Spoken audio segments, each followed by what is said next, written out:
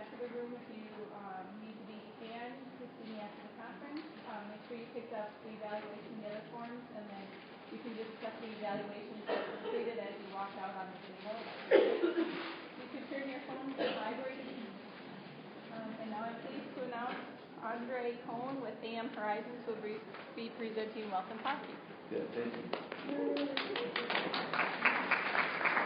So I feel like I'm a tribute at the 75th Hunger Games. You know?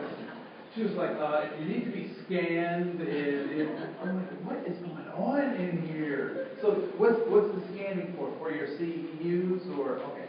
All right, sweet. I was like, are you taking numbers or taking numbers? So I'd like to know what your pleasure is. I did not know that they placed me first thing in the morning after the dance and party last night. I'll try to tone down my exuberance for some people who really enjoy themselves. But I'm also interested. Would you prefer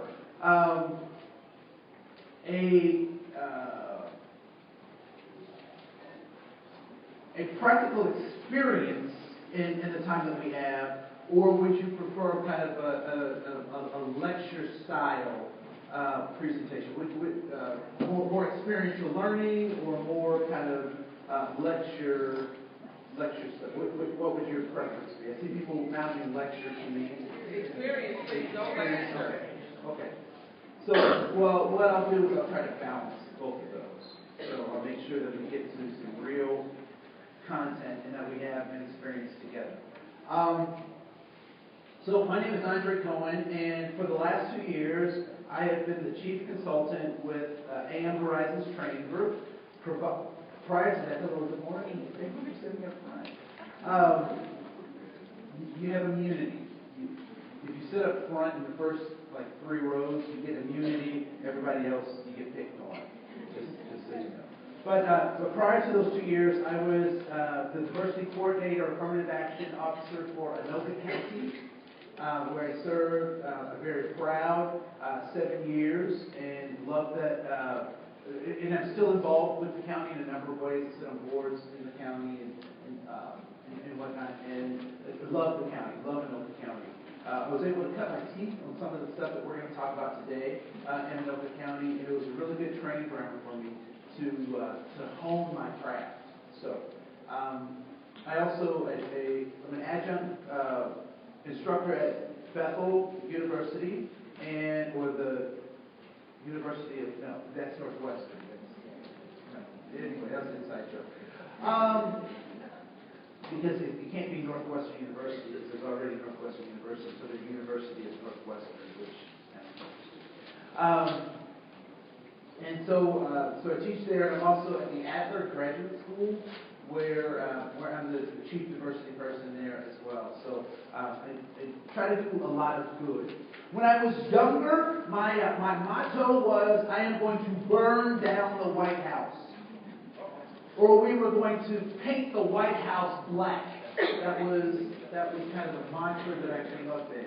As I've gotten older, what I've realized is that change takes time and is more complicated than just putting a black man in the White House.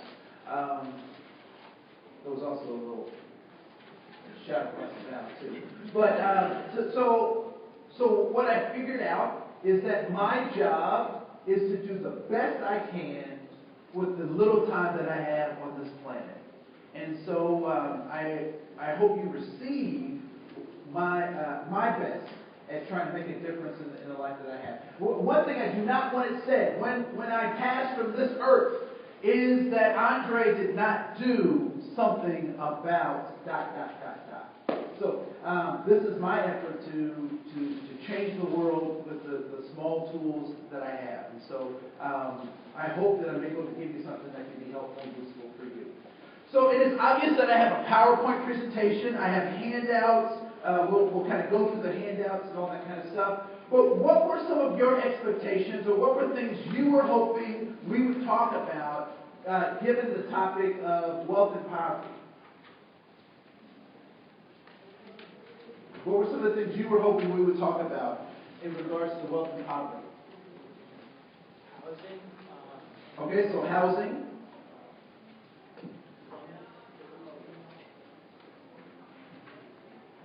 So housing, employment difficulties. Yes, sir. Wealth is just not measured in money. Okay. Wealth is not just measured in money. Yes. Yes, ma'am. Myths and misconceptions about why people are poor or not poor. Okay. Myths and misconceptions of why people are poor or not poor. Yes, ma'am. Okay, so attitudes, so what people's attitudes are, or how we change those attitudes, all of that, okay? Yes, ma'am. Maybe the same what you said about poverty, but about wealth. Okay, so misconceptions about wealth as well. Yes? What's worth in getting people out of the poverty cycle? Okay, what's worked in getting people out of the poverty cycle? Yes, ma'am. There's a lot of that same way how we get some tools to ourselves and our clients. Okay, so how do we get some tools to ourselves and our clients? Yes, ma'am. Family, community. Okay, so community schools. Yeah. Okay.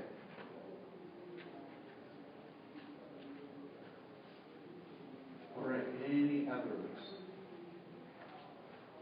Most of these I am going to hit in my presentation. If I don't hold me accountable to those, I wrote them down so that I can try to come back to the ones that I might miss. But please, if there is a question that you have that has not been answered, let me know. Also know that we as a collective know more than I do as an individual. All right. So I might not have all the answers, but they are in this room. So I'll put that out there as well. So let's get started. Party started.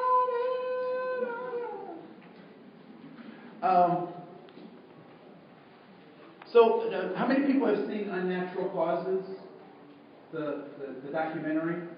All right. So I'm going to show a couple of clips from that, and then that will be our primer for our discussion. We'll go to the handouts. I would encourage, if you haven't seen the documentary, you can download it off online. It's not like a Netflix or anything like that, but you can actually go to either PBS or go to the Unnatural Causes website, and so this will be our primer for our conversation. So we'll watch maybe 3 of these clips.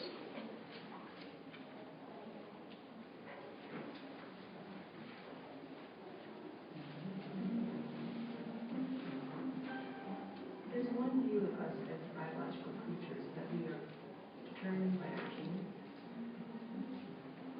That what we see in our biology is somehow innately us because of who we were born to be. What that misses is that we grow up and develop. We grow up as children, we grow up as adults and continue. We interact constantly with the world in which we are engaged. That's the way in which our biology actually happens. We carry our history in our bodies. How could we not?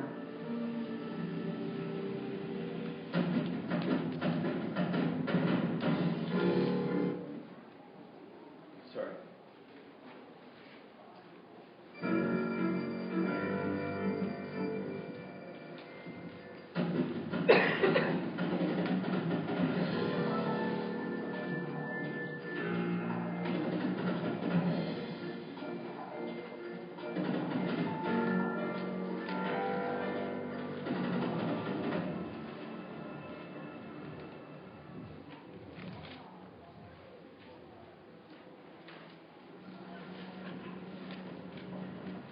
Living in America should be a ticket to good health.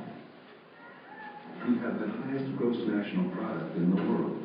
I'm very happy to finally have some of my cars in one location, some of them. We spend $2 trillion per year on medical care. That's nearly half of all the health dollars spent in the world. But we've seen our statistics. We live shorter, often sicker lives than in any other industrialized country. We rank 30th in life expectancy. Especially of economically developed countries, we are at the bottom of the list. A higher percentage of our babies die in their first year of life than in Cuba, Slovenia, Estonia. How can this be? Is this just because 47 million of us have no health insurance?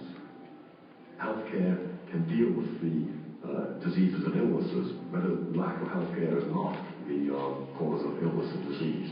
It is like saying, since aspirin cures a fever, that the lack of aspirin must be the cause of the fever.